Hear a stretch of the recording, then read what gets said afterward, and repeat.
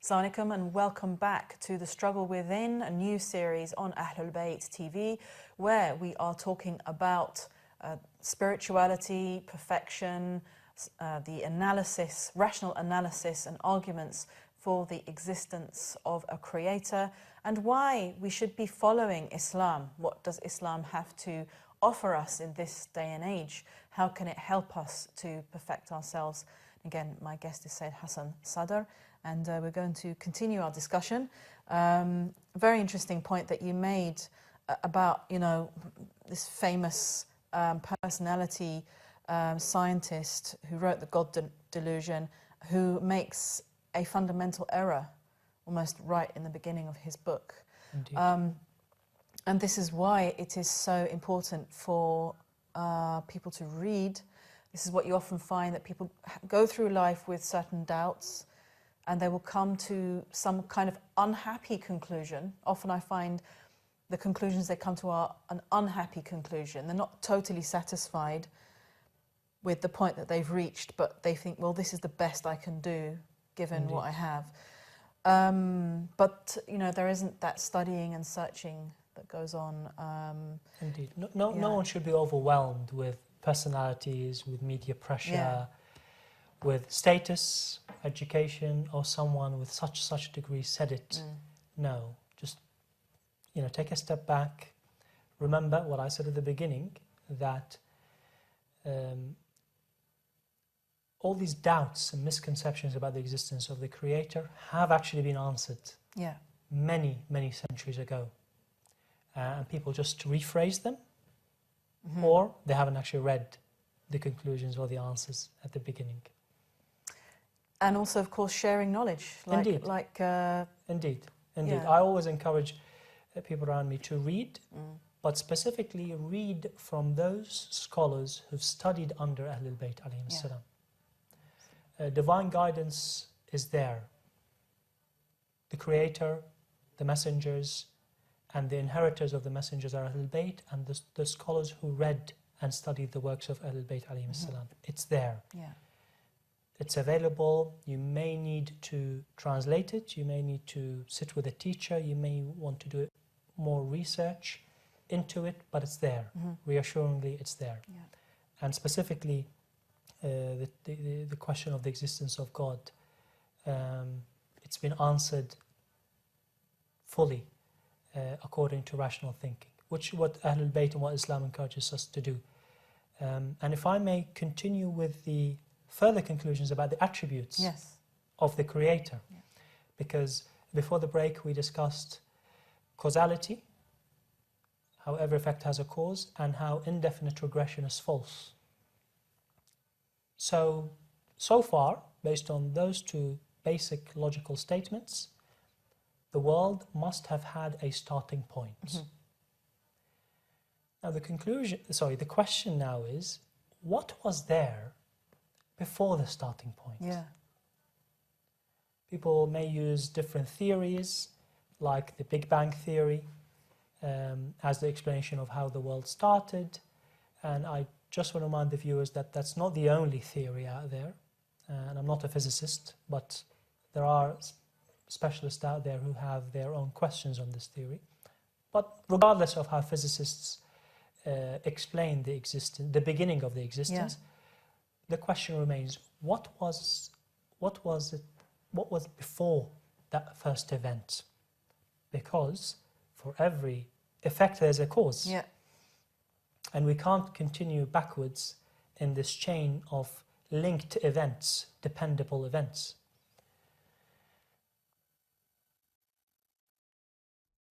Again, using rationality, it's very simple, but I just want the viewers just to listen to the words very carefully. The world started at this point. What was before it cannot be a linked or a dependable event. From the existence of the world forward, everything is linked. You know, our planet is linked to the solar system. This galaxy is linked to the rest of the universe. Everything is linked, right? And that's why we've been tracing it backwards. And we said that indefinite regression of dependable events, an event that depends on the one preceding it, must have started somewhere. Now, the world does exist. The first effect could not have come on its own. There must have been a cause before it, because causality states that. So the only possible conclusion is that what preceded our world, what caused our world to exist, cannot be similar to our world. Because our world, each depends on the one preceding it. Each depends on the one preceding it. What existed before our world cannot be similar. It must be that first cause can only be, and I'm trying to be very careful with the language. I'm not saying it's there, I'm saying it can only be there. It must be there. There must have existed something, and at this point I'm referring to it as something. Something that does not depend on anything before it. Something. Yeah. That is the only conclusion you can make. Something preceded our world, preceded the existence of our world, that is different from our world. The first difference is that it does not depend on anything. It must have been independent. And I want the viewers to just remember this description, because this description of independence is the most vital description of this entity. Right. Independent. It cannot depend on anything preceding it. Because if it did, then it's just simply another piece of domino. Yeah. You've just shifted the question to this stage. Okay, so what caused this domino piece to fall? You can't keep shifting, because you can't be shifting indefinitely. You must stop, and preceding this, the conclusion must have been an independent entity. Something independent. If this is the first conclusion, which is a must, the second conclusion that stems from it is this independent entity cannot have limits, cannot have borders. It's different to our world. Everything that we see, that we perceive in our world has limits, has borders. Matter, what we perceive, is an entity that has got a three-dimensional, shape, structure. This cup of water, it's got limits. This table, this chair, it's got limits, it's got borders. This chair depends on its borders to exist. The moment you change the borders, the chair will change. The moment you set different limits, different borders, the actual entity changes. And we said this entity that preceded the existence of our world cannot depend on anything. So it can't have limits. So now, within few minutes, we've proven logically, not using the Quran, not using science, that what preceded our world must have been an independent entity that has no borders or limits. And the conclusions will flow very, very swiftly now. Independent, limitless, borderless. It cannot have a shape. This entity caused our world to exist. So it has the ability to create. It's able. Yeah. And since it's going to flow very, very quickly now, since we see beautiful design in our world,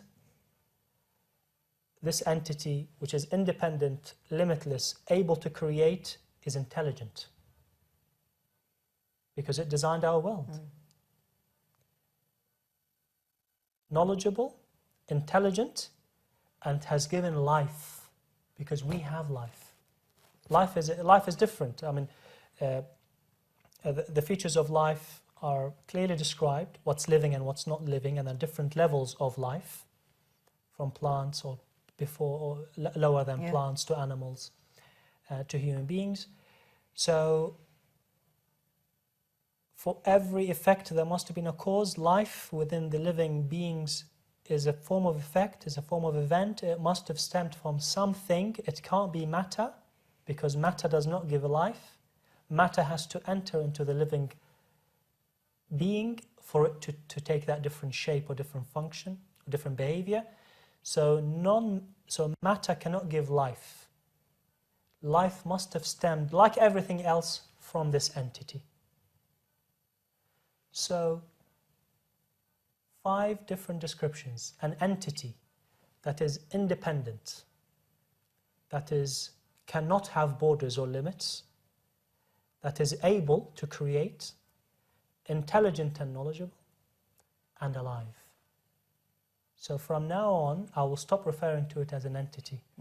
It's a higher being.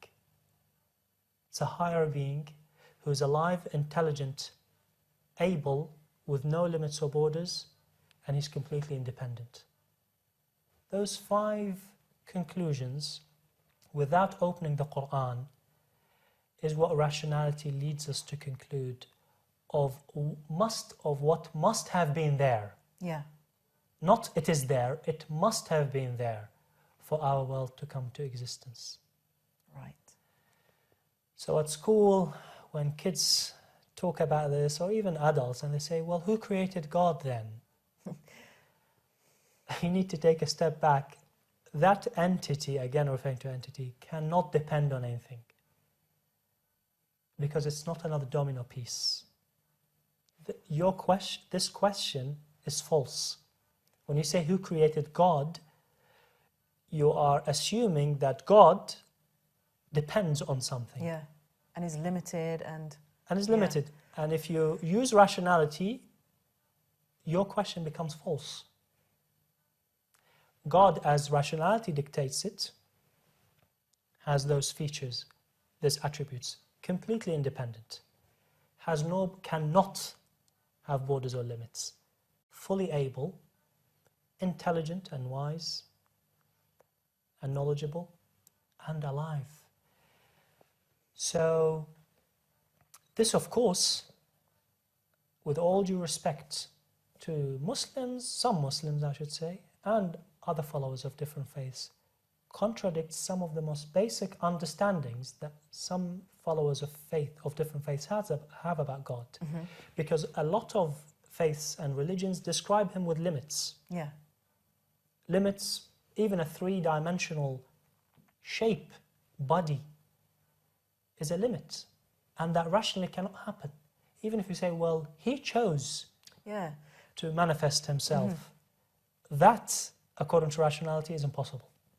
It is impossible for the Creator to set limits for himself, because he cannot have limits. Right. The moment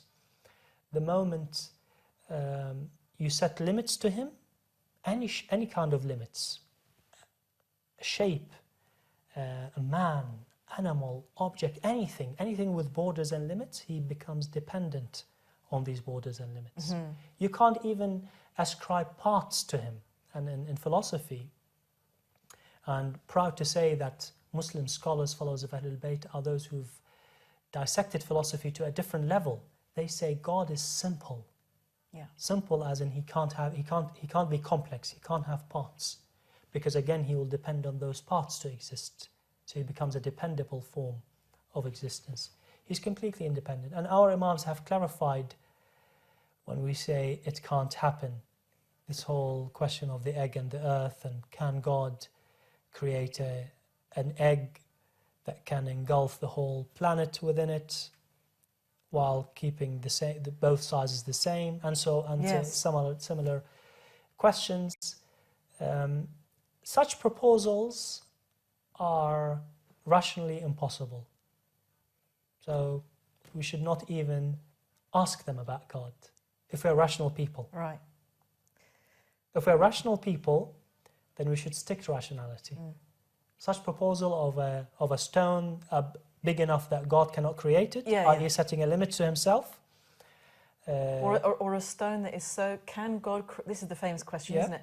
Can God create a stone that is too heavy for him to pick up? Indeed. According to rationality, God is limitless. Yeah. And a stone will always have limits. Because, there's only one existence that has no limits, which is God. Yeah. You can't have any other existence in existence that has limits. That has no limits. God is the only being that has no borders and no limits. So that particular stone must have a limit, must have borders for you to describe it as a stone. Yes. Yeah, the stone must have parts, particles, whatever it is. So that stone cannot be limitless. God is limitless. So that question itself is an irrational, and no one should feel the pressure to answer an irrational question. No one should be pushed into a corner of trying to justify a proposal which is irrational. Yeah. We're rational people, and we're confident of our, not just Muslims, but people. People are rational. Yeah. Or they should be. And if you follow this path, you reach certainties. These proposals are just throwing doubts, trying to push into rationality or conclusions that may contradict rationality. Yeah. We should not be subjected to that. We should just adhere to the certainty. And I hope that the viewers appreciate how straightforward this was before even opening the Quran. Yeah. And what Muslims should be proud of is that once they open the Quran at this stage, they will find these descriptions. And I'm going to stop at those 5. But you can make a bit more. But let's just stop, because that's all we need to define God. Those conclusions are there in the Quran. And probably the Quran is the only book that has stayed pure enough as a divine guidance to contain all these descriptions together. I was going to say a couple of points. Is number one, I have heard Hindus say, like exactly you were saying, that they argue that God is able to make himself into any form that he wishes, and hence they have 133 million deities because this isn't difficult for God. That's that argument there. And the other point I was going to make is this issue of can or cannot. So when we're saying that God cannot do that, it's not saying that God is therefore not all-powerful. Indeed. That what it is saying is that thank you for that clarification. The cannot comes from the proposal. Yeah, from the fact that it doesn't adhere to logic and rationality. Indeed. It's got nothing to do with his power. Thank you very much for that clarification. It's the limitation of the language, isn't it? Yeah. When we say it can't happen, we're not talking about God's abilities. You're absolutely right. The proposal, and I kept referring to it as a proposal. I'm trying to be very careful with my language. Yeah. Because it's not even a thing. That rock, that stone that is heavier than God is not actually a thing. It's a proposal. It's a proposed idea. Yeah. And when we talk about rationality, if we all agree as humans to follow rationality, to use it, then let's stick to it. If you have scriptures based on personal experiences, then we have 2 different methods here. Now, I chose rationality to start with because it's a common language that everyone understands. If you have a different, then it's a different discussion. Yeah.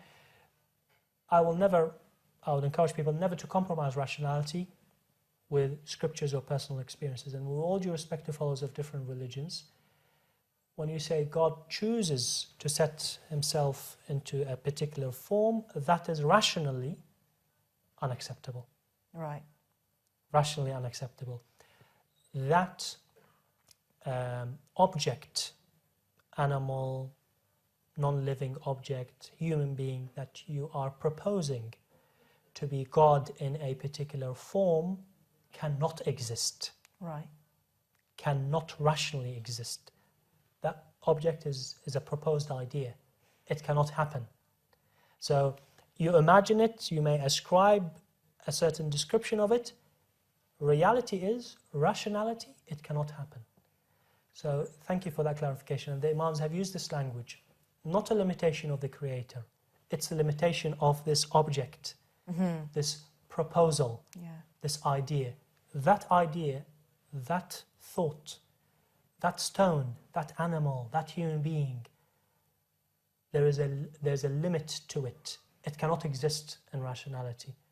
Hence, the question, the question is void, so we don't need an answer. Right. So that's what I would like the viewers to pick on, that we are not obliged to answer that question because it contradicts rationality. Yeah. And we were very careful in our initial steps that we said we're going to use rationality and stick with rationality. If you want to change direction halfway through, that's what we say. If you don't adhere to Ahlul Bayt all the way, there will come a moment that you will diverge. And the conclusion you will reach will not be 100% accurate. This is the arc of salvation. Yeah. This is the straight path. This is a Siratul Mustaqim. That if you adhere to it, it will take you all the way to the depth, to the height, to the firm certainties. If you follow it in the first few steps and then use something else, if you follow Islam, but when it comes to Ahlul Bayt and the details, you follow something else, it will lead you somewhere else. Yeah. It applies to Muslims, it applies to non-Muslims. So adhere to the straight path, adhere to the arc of salvation, and your conclusions would continue to be accurate and rational. Thank you very much. Fascinating discussion, and again, very helpful to many of our viewers as well. We've just come to the end of the program, so I hope you enjoyed it. Do keep watching, and this is a series that will be loaded up on YouTube, inshallah, so you can access any of the shows that you may have missed, and we look forward to seeing you.